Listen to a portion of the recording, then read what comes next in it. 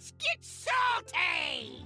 Hey everyone, Zeddy here again today with a brand new video. We still have access to this theory crafting client, and I'm recording this video like probably 4 days before this even goes live. Regardless, we are going to pick what I believe to be the worst card from every class plus neutrals from the Lost City of Un'Goro, because it's just fun to try and dunk on bad cards and then be horribly wrong at a future date when it's a breaking Hearthstone. So we'll give our picks. We still have our giveaway going on for 2 regular pre-orders, 3 mega bundles out of my pocket to enter the giveaway. Like and comment in the video, link down description below, the one with that thumbnail over there. Be subscribed to the channel every 1,000 subs we get, so that next we hit that 100K, I will add another mega bundle. So hit that sub button, make me go baroque. So starting off with Deathlight, what is the worst card of the bunch? I actually can't believe how many people think Wave of Tar will be good enough to see like constructive play, dealing 2 damage to all enemies. Enemy minions cost more, but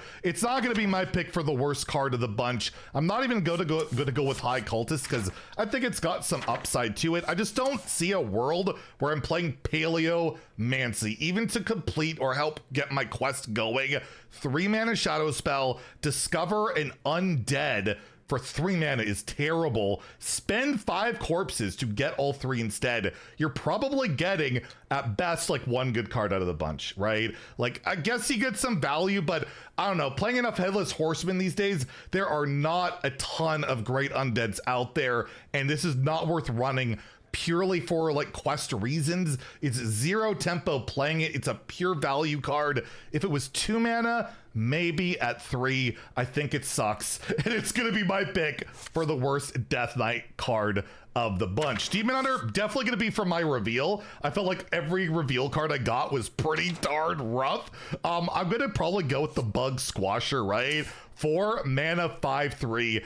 Battle Cry, deal 6 damage to an enemy minion with a minion type. So this might kill a tribal minion on the board, and you get a 5/3. It's not anything special. It's not a tribal minion itself.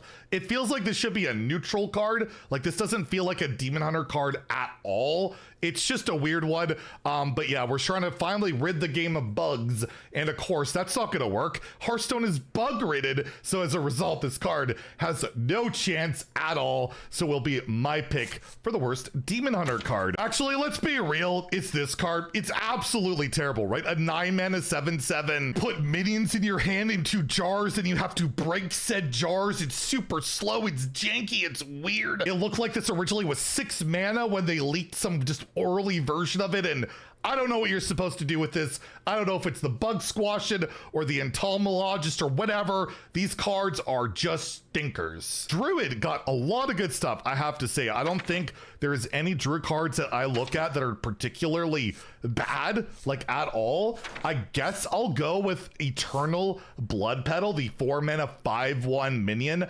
Death Rattle, summon a 0/1 Eternal Seedling, and once that dies, you get this back. So it's like an infinite minion, effectively, but, you know, a 0 attack Death Rattle, you kind of need to activate that all the time.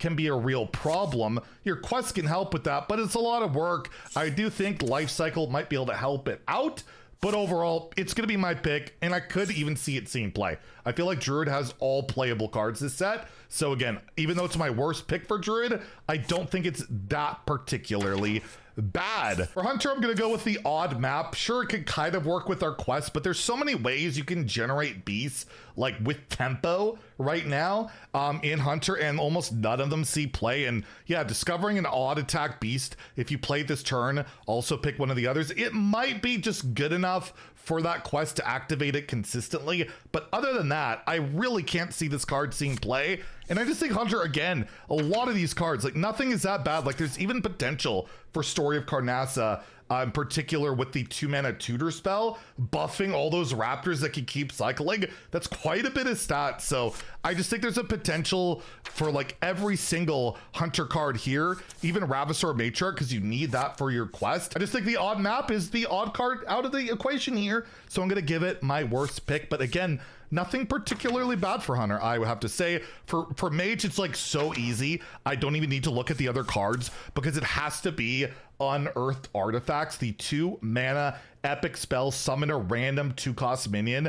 If you've discovered this turn, summon a random 4-cost minion instead. So I don't necessarily have had to spend mana to do that. I could have just played a Tide Pools prior and then, you know, get this and then play this out. That's where you're going to find this card and sometimes play it, right? You're going to get it from Tide Pools, but I don't think you're ever playing this in my deck. If it's not active, like a random 2-cost minion is terrible, but even a random 4-cost minion, it's not that great. You don't get the discoverability of it. It doesn't like have taunts or anything. It's just a 4-cost minion. There's no way this is worth a deck slot unless you're theory crafting and you're forced to play it like I was. So there we go. That's the time it'll see play. And yeah, my pick for the worst mage card. For Paladin, I'm gonna go with Creature of the Sacred Cave. 4 mana 2/5. At the end of your turn, recast a random holy spell. You cast this turn, targets this if possible. It's just, you have to really play something the same turn with this that's targetable. It's just really not that reliable, and it's just a 2/5, so you can't really tempo it on 4 and really expect it to live. Legendary, this set is just like, I feel like better than this in like every way. I mean, it kind of can have synergy with it, but overall, I just don't see this happening unless I'm a priest and I seal it and then I purified shard and I get to kill my opponent twice. That is quite broken. There is no hope for Wild whatsoever. Priest, I'm gonna go with Grave Dawn Void Bulb, the 4 mana shadow spell. Summon a random 4-cost minion to give it taunt. Kindred, do it again. You absolutely need the Kindred to get going for this to be any good. And yes, there is the shadow spell variant thing going on with the quest, but I don't feel like I really care about getting this active for that quest. I just want to play shadow spells and got Nightshade Tea and other things to get that done pretty quickly, get my quest going, try and win that way. I don't think this card will make the cut. And another card I would consider, believe it or not, Story of Amara. It's 10 mana. Yeah, I set my hero's health to 40, but that's all I'm probably doing that turn. And in today's game, not typically enough, so definitely another card you could consider, or even Wilted Shadow. There'll be some Janko TKs with this, I think, but I don't think it'll be consistent or like reliable enough for this to be like a meta card. So there are some stinkers for Priest, I think, but overall, they're getting a pretty decent set, and I'm really curious to see if Reach Equilibrium can actually be a good card. For Rogue, I think they got one of the worst cards ever, like literally ever. This is such a bad card in my opinion. Ambush Predators, 3 mana, summon a 1/1 spitter with stealth and poisonous. Kindred, do it again. There are almost 0 shadow spells for Rogue unless you're playing your tours to get Warlock cards. It's rough. There is not much. And even if you do have the Kindred going, you're just getting another 1/1 that dies to like any AoE effect. It doesn't apply pressure. It could just kill something. Who cares? Remember Patient Assassin? That card sucked in 2014.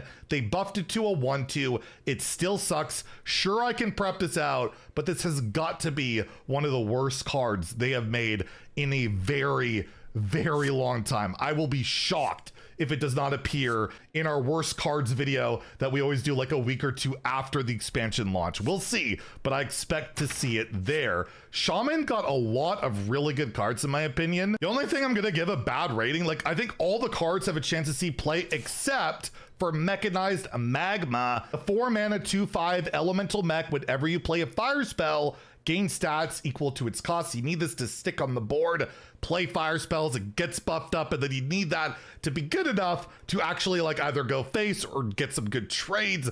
Super unlikely. Minions like this have almost never worked out, and I don't imagine it will. The only thing going for it is it does have the dual tribe, so maybe it helps with the quest, but overall, I don't think this card is going to be much of a meta player. Warlock, I gotta go Whispering Stone. This card seems absolutely atrocious.